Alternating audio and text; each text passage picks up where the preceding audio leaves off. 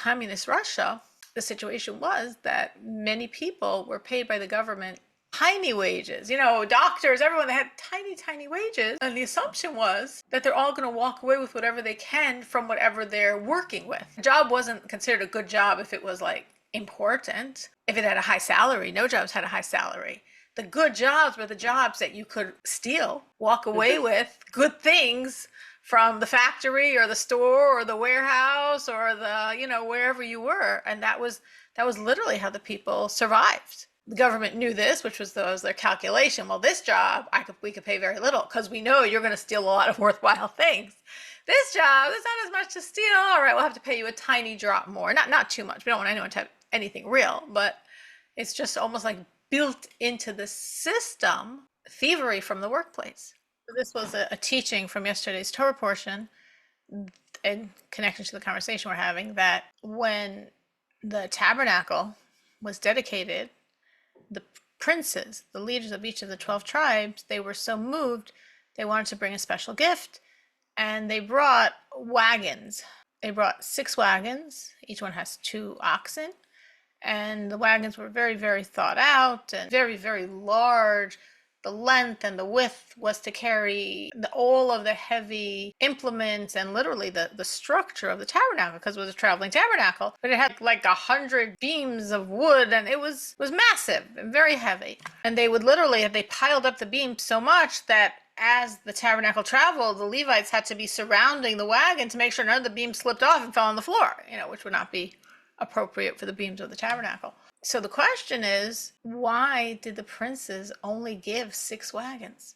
They were being generous. They were very wealthy. Give a 7th wagon, give an 8th wagon, give a few more wagons, and it'll be such an easier job than here where they're piling all of the beams and everything to come exactly perfectly fit, like those people that are talented at like packing the luggage into the trunk of the car, or you're going on a trip and you have to make all your clothes fit in the suitcase because the airline's charged. So they had to perfectly pile up everything. Why make it so hard? Why don't they just be generous and give a few more wagons? I mean, like it is, there's 12 princes, 6 wagons, so it's like every 2 princes chipped in for a wagon. That sounds a little cheap. Why didn't every prince give a wagon? So the Levitcher Rebbe develops this at length, but the bottom line answer is because God didn't give us anything that should be wasteful, not utilized in his service. So if they had the fact that everything actually did fit when you piled it to the max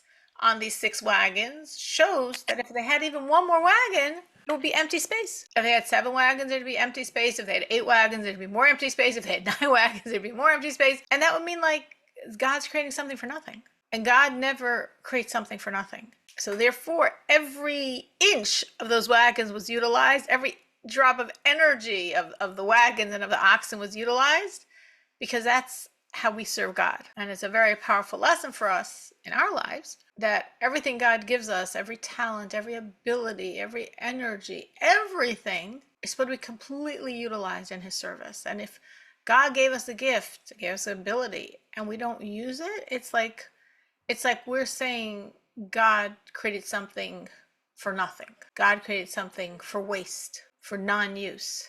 God says, no, everything I created has a purpose. So whatever abilities you have, whatever energies you have, whatever times you have, they're all supposed to be utilized fully to the max. Sometimes when we're like in a high intensity situation or time in our life and we're like really squeezing, it's good to remember, this is what God wants. Everything God gave me, he wants me to use. And what we're up to discussing, not aiding, which connects to having benefit from something stolen. Because if something is stolen and you buy it, you are aiding the thief.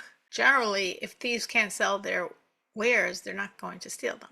The basic rule is it's forbidden to assist a robber in his crime in any way, which would mean if you see someone stealing, to not do anything about it, which would mean if you realize someone stole, to do nothing about it, and would actually also mean to purchase something or to acquire something if you realize it's stolen goods. If 2 people are actually stealing together, it's a partnership here, they're both considered thieves, and all the laws, the capital punishment, everything we discussed applies equally to both of them. Even if someone sends someone to steal for him, This would also be considered like a partnership where both the big boss, the mafia boss, the one in charge is guilty, as of course is the one that actually did it. It's forbidden for anyone to benefit from a stolen item. There's a concept of, well, what if the owner likes to forget it? I'm never going to find this again. It's gone, it's lost. Even then, you cannot benefit from a stolen item as long as it's intact and it's still existent. Meaning, once this concept of complete despair, complete giving up of ever getting something back is a factor sometimes, like in terms of a lost object. If we're told that the owner completely, you could assume, completely despaired of ever getting this back, that plays a role in, well, maybe you're allowed to keep it. If you can't find the owner, obviously you have an obligation to find the owner. But if you can't find the owner, and you can assume he completely despaired of ever having use of this, so then there's more room to use it. Here we're saying, which shows it's even stricter, it's even more severe than in the case of a lost object, that even if the owner did despair, like you can be, oh my gosh, it got stolen from him 5 years ago, but I was thinking, of course, of Dixie's story with her cell phone that she told us last week. So even if the owner really did despair of ever getting it back, but as long as it's intact, which means it's possible to be returned to the original owner, then you cannot have any benefit from a stolen item. Has anyone ever been in such a situation where they realize that they bought something and then probably it was stolen? It depends where you live and what type of stores are there if that ever happens to you. It's never happened to me, but there definitely are places that you definitely know the items here are probably stolen. And if they are, then you are not allowed to buy from them. This hasn't happened to me, but I do know that people need to be careful with buying used cell phone because that's a common thing that are stolen and, you can reset it. It's true. That's what I was discussing last week, how my daughter's cell phone was stolen from her. And it's an Apple, so she put on it something that is like completely locked, that they can't just do factory reset. But by the same definition, that means if they could figure out how to break into it, all of her personal information is vulnerable. So she's vacillating between wiping away her personal information, which would also mean wiping away this ability to block it, or leaving it there, relying that they won't be able to break into it, and this way they won't be able to use it. So maybe they'll just dump it, and some good person will find it and will return it to her. But you're absolutely right. Cell phones is a perfect example. Now, again, if you're buying it a reputable way, you don't have to be like, oh, well, maybe it's stolen. But if something seems shady and fishy, and generally if it's way too cheap, like it doesn't make sense they could be selling it for so cheap, that could be a sign that it's stolen. Or like if you're in the type of area and someone comes up to you and you see he opens up his jacket and he has 5 of them there, that's like I don't know, that doesn't look too honest. No, it probably isn't. Dixie, you're going to add something? Yes, I was wondering, did she ever call Apple? Yes, she did. Okay, good. Apple, she spoke to the cell phone company, yes, many times. Okay, good. Well, just because they should have been able to tell her that the people can't get in it. Well, that's what they're saying, but there's always the fear of what if they can. And that's where you have to have trust. That comes back to the fact that we have to trust Hashem that they can't. Amen. I'm trying to give her the strength to believe that. I also tell her that same message. Trust God, it will come back to you. Don't let it away. Trust God, it will come back to you. That's exactly. It might take a while. Just have patience. Have patience and a lot of trust. Say someone did buy something that was stolen, so he's transgressing. Once he bought it, he honestly bought it. He paid money for it, but he probably realized it was stolen. He did something wrong, but he's allowed to use the item if the assumption is that the victim of the theft, the original owner, completely despaired of ever getting it back. But let's say someone bought an item and then he did things to change it and make it look unrecognizable. That's a lot worse. Because then it's like, not only does he probably have a sneaky suspicion this was stolen, but he's actually doing things to make sure that the original owner should never realize he has it. That's already like, he already is considered an accomplice. Even though what's an accomplice? I don't know who it was stolen from. I paid money for it. Why are you doing these changes to the item to make it look unrecognizable? That means you're pretty sure it was stolen and you want to make sure you keep it. So that already means on some level you're a thief here. That's also like an interesting concept within someone stealing is, did they steal it and then did they do something to make the item look unrecognizable, like people that steal cars, or things like that, where obviously the fact that you're going to these, you're changing the items to make sure they should never be found indicates, the theft. And you're in a store, like one of these sort of junky used stores that don't seem so up and up, and you wonder what illicit activity is going on here. A lot of times they could have very stolen goods. I remember this once happened to me in the high school where we would have computers for the girls, and they weren't like anything fancy, very simple computers. And we were broken into more than once, and they were all stolen. And I asked the police, like, why would someone want them? And he said exactly that. He said, these people, they're just looking for fast drug money. They'll take them, they'll sell them really cheap to these used stores that know, obviously, they were stolen, but they're not asking any questions. They're not going to get much for them, but it's enough. We're like, what do they care? Whatever they get is good. And then whoever sells it, the person that's running this, this used pawn shop or whatever it is, he's the one that's really making the money. And obviously he didn't steal, but obviously he understands that what he got was stolen goods, which in essence makes him an accomplice. Only time it's not a problem actually to buy stolen goods is if you do know the original owner and you're like, oh, I want to return it. That's, you could say, why don't you report them to the police? No, I know by the time the police will come, this and that, it'll be long gone. The only thing I can do is buy it back. And after the Holocaust, sometimes the Jews would see, the non-Jews that had just looted all the Jewish possessions. I mean, very obviously. And when they saw sacred items there, they would buy them back from them, just, that they shouldn't be defiled. As obviously that was what was happening to them. Tell you a quick story about the things being stolen from the Jews during the Holocaust. Oren Brill, he's wrote a book about the thievery in our government and everything. But to get back to this, he went and found the headstone to his grandparents, and it was in a German's yard used as a stepping stone. And the awesome thing and the sad thing is, the German was so humbled and so apologetic that this could that his patio was made from headstones, that he told Bruce that they could have them all back. Just come and get them. He was more than happy to give the headstones back, and he felt so terrible.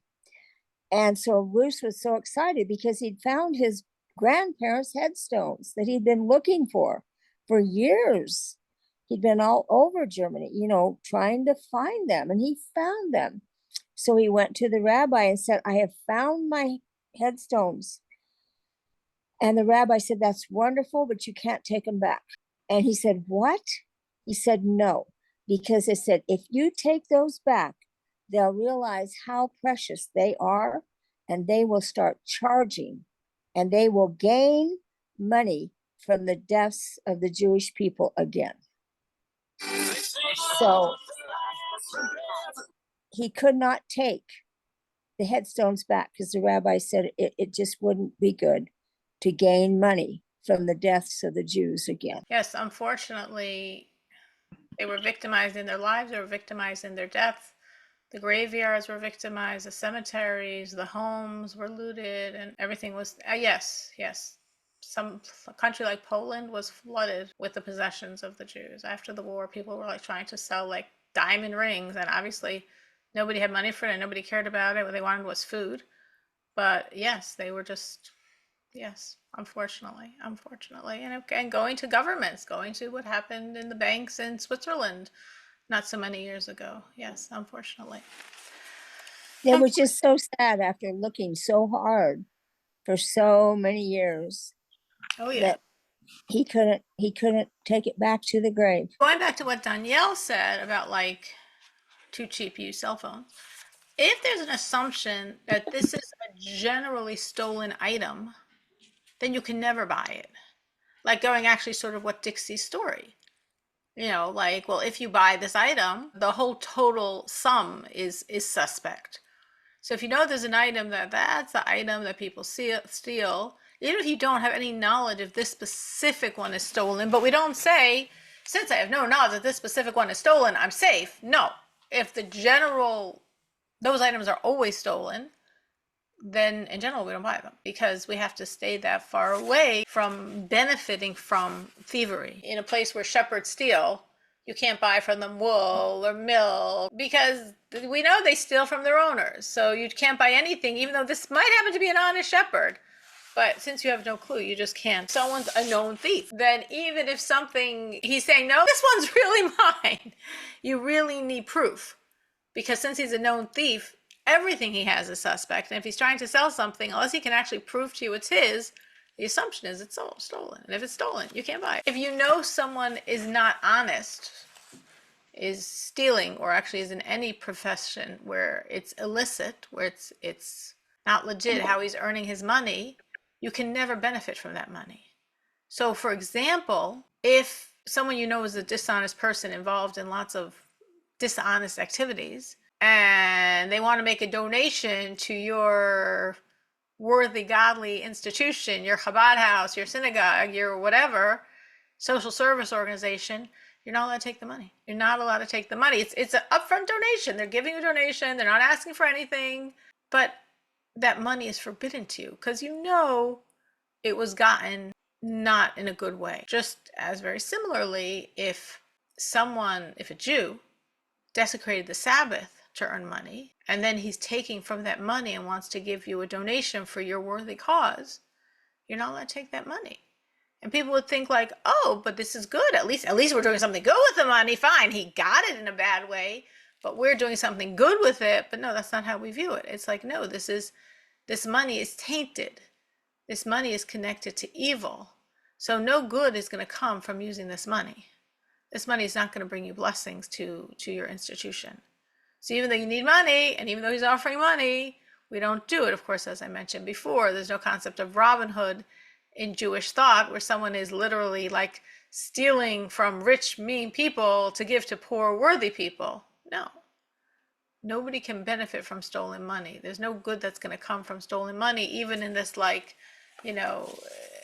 fake noble version of the story. It's not noble. It's stealing. And we can't benefit from stolen goods. If you know someone's dishonest, you can't go into business with them. If you know someone's dishonest, you can't accept a present from them. Because if they're giving you a present and you know they're dishonest, well, where did they get the money for that present? Or where did they get that present? Now, sometimes, obviously, dishonest people are also scary people, dangerous people. And sometimes you might say, I have no choice. I have to accept this present or whatever the situation is, because this is not a person you start up with. And that might be. But in a situation where it's safe to say no, you can't go into business, you can't accept even a gift from someone who you know is dishonest, because everything we're just assuming is tainted. Then, by similar vein, if a child will want to sell you something, you're not allowed to buy something from a child, because the assumption is that he might have stolen it from his parent. It might be his, but really it's his parents. And who says his parents gave him permission to sell it? So unless the parent is telling you, yes, I allow this child to sell this, you can't buy something from a child ever. And of course, as I think we discussed earlier, some children do go through a period where they might steal. And obviously this is very worrisome to parents, and obviously it has to be treated very seriously. It's not like you say, oh, it's a phase, so it's no big deal. No, you want to treat it seriously so they get out of the phase and it doesn't continue for the rest of their life. No, this just happened at our house. You're totally right. My very creative son tried to build himself a stop sign so that he could stop cars that drive in front of our driveway to ask them for money. So that he could have money to buy things. And I had to have a talk with him that that's not how we get money. Hey, that's more creative than going into your wallet and taking out money. So that's good. But even when that happens, like, a person shouldn't say, well, like, you don't want to go on either extreme. You don't want to be like, oh my gosh, my child, the thief. And you don't want to be like, oh, it's a stage, it's a phase, so not a big deal. You want to treat it very seriously. And at the same time, no, normal people this happens to. They, with the right guidance from the parents, they grow out of it and they become honest adults. So it's sort of like balancing those two things. But I'm glad you had a serious talk and explained to him that now that's not how you want him to create his college fund. Also interesting, this whole concept, like we're saying, of like, if you know that people steal, like the shepherds that would take the, take benefit from the sheep. Now, it's not their sheep. They're being paid to watch these sheep, but, at the same time, they supplement their earnings by the wool or whatever else, the milk, whatever they can get. In communist Russia, the situation was that many people were paid by the government tiny wages. Doctors, everyone, they had tiny, tiny wages. And the assumption was that they're all going to walk away with whatever they can from whatever they're working with. The job wasn't considered a good job if it was like important. If it had a high salary, no jobs had a high salary. The good jobs were the jobs that you could steal, walk away with good things from the factory or the store or the warehouse or the, wherever you were. And that was literally how the people survived. The government knew this, which was their calculation. Well, this job, we could pay very little because we know you're going to steal a lot of worthwhile things. This job, there's not as much to steal. All right, we'll have to pay you a tiny drop more. Not too much. We don't want anyone to have anything real, but it's just almost like built into the system, thievery from the workplace.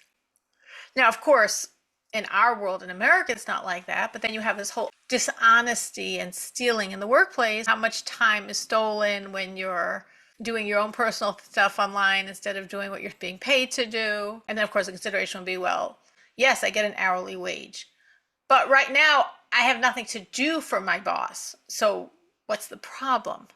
Remember at one point, many years ago in high school, we were renting from a certain synagogue where they had a secretary, and the students would laugh because they would see all day she's playing solitaire on her computer.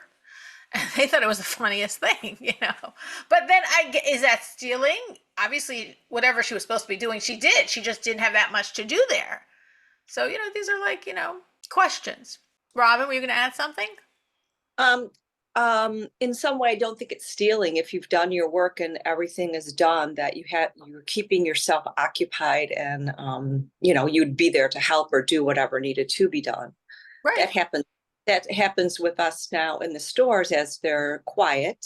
But I also wanted to bring up the thing about thievery and if it's sold and how that's looked at. So when I worked at Neiman Marcus many years ago, all these teams of mainly young men were coming into the stores, and they were stealing all the handbags, the designer handbags, and they got away with it. And then a couple of years later, they found these storage units in Chicago full, jam-packed with all of these handbags that had been stolen, and they were selling them out of, people knew about it, and they'd say, come between this time and this time, and they opened up the doors and they were selling all the stolen things.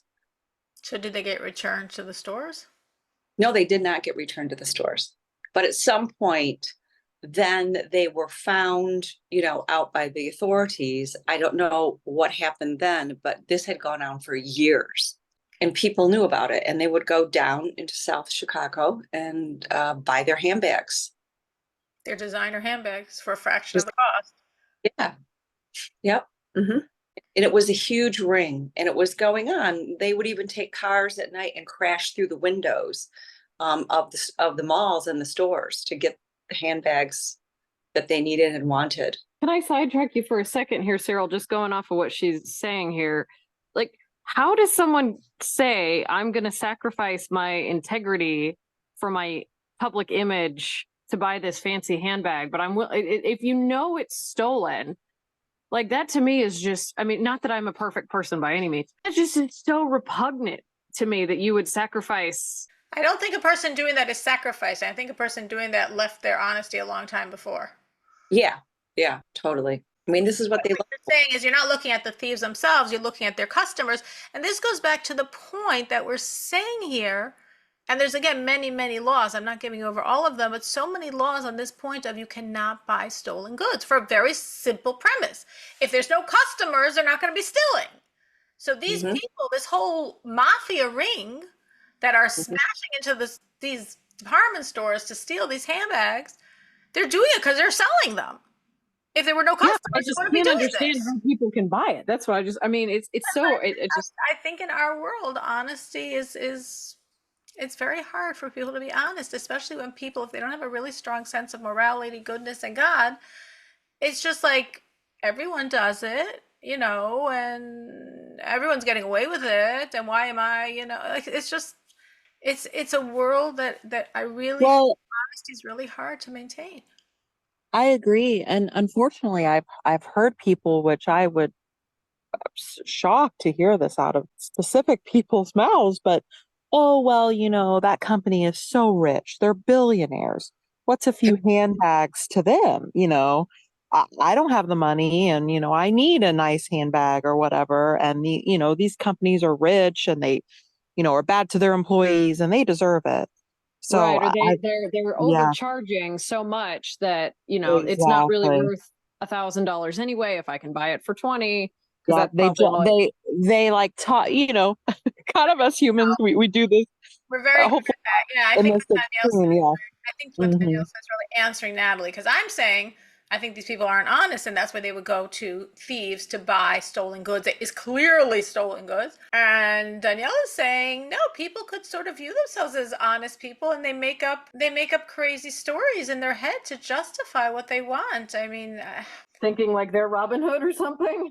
Ex- Yeah. whatever they And you know what? It might be true. It might be a bad company and they might, but that doesn't mean that you could steal their handbag. So, I don't yeah. think that they think that they're a bad company. It's just they have it and they're going to go steal them and they know how to do it in a New York minute and they're out and they're in their car and they race away. Oh, Robin, I mean the people that are buying it from the people that are Oh, selling it. Yeah. oh, Yeah. oh. Hmm. Like that, Sarah across the street that's went and got a new handbag for, right, only $100 and it's $1,000 handbag or whatever. right, right. No, I think Danielle's right, and I think there's the concept of group culpability. We say this, of course, among the Jewish people, but it's on a lesser degree, it's true for any society. People are going to be as dishonest as society will tolerate. So the society is tolerating these thieves. Not that they would smash into Neiman Marcus's windows to steal their handbags or walk into the store and walk out with a handbag, even if they could get away with it. They wouldn't do that. But it's one step removed. Not that buying for $20 or $100, $1,000 handbag, they could call honest, but you spin yourself a web of stories and you believe them. I mean, unfortunately, look what's going on in the universities today in America with the war and crazy things people are telling themselves. When the hostages were freed, for people to say this is I don't even want to repeat what they were saying. Like, it's so wrong because innocent people were killed. Like, it's just like, what? What? Like, what? Like, you know, there's not even anything to respond because it's so hard to just fathom what people are saying. So yeah, no, but I think Robin is raising two good points. Her first point was, as an employee in a business that now is quiet, she's saying, yeah, totally, it's not a problem at all. She did her job.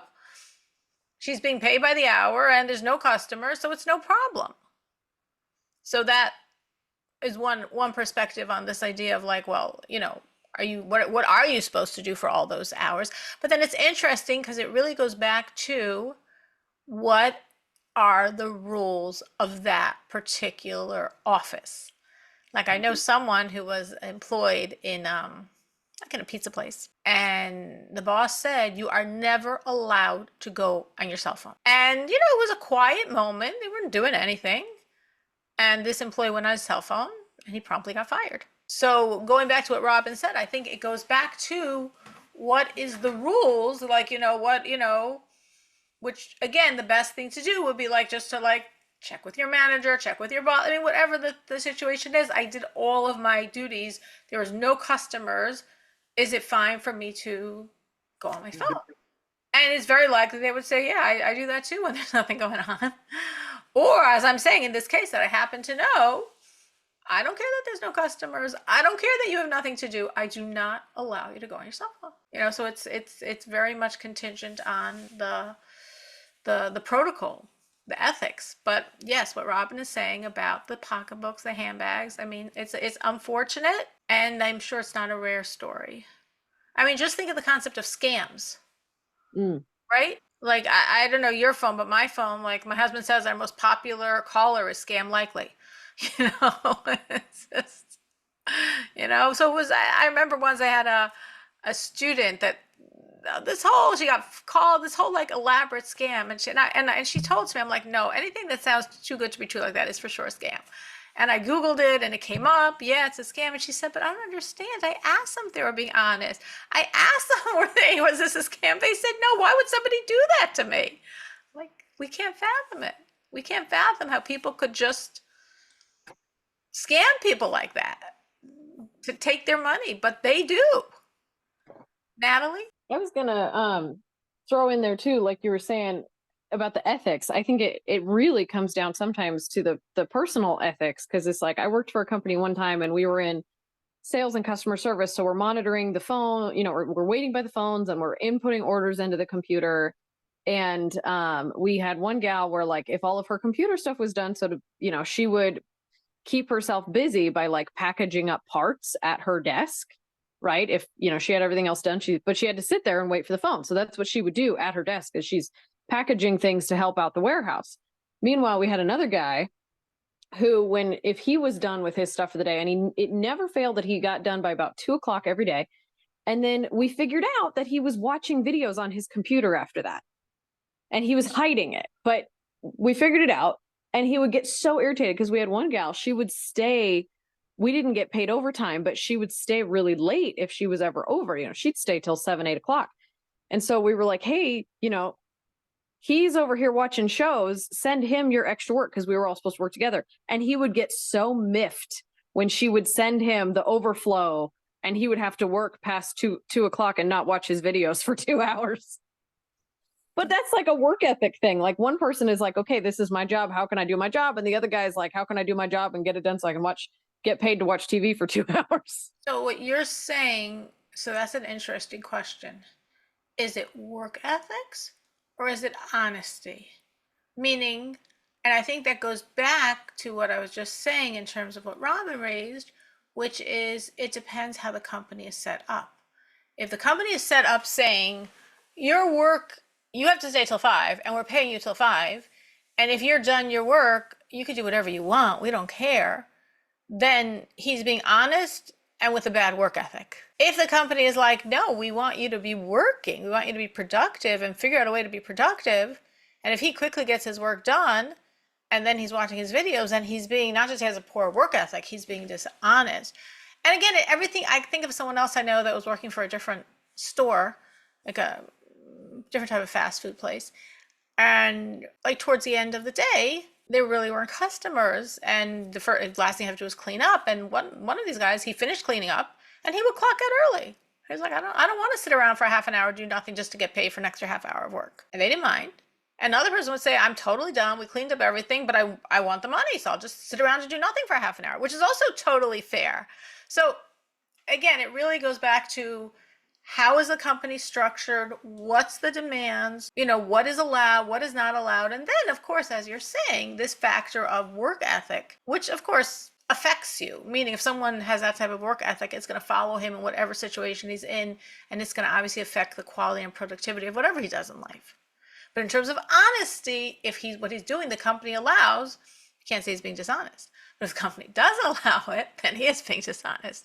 And that's really the question. And that's very, I think that's very specific to the company. That's really something the company really would depend on how the company lays things out.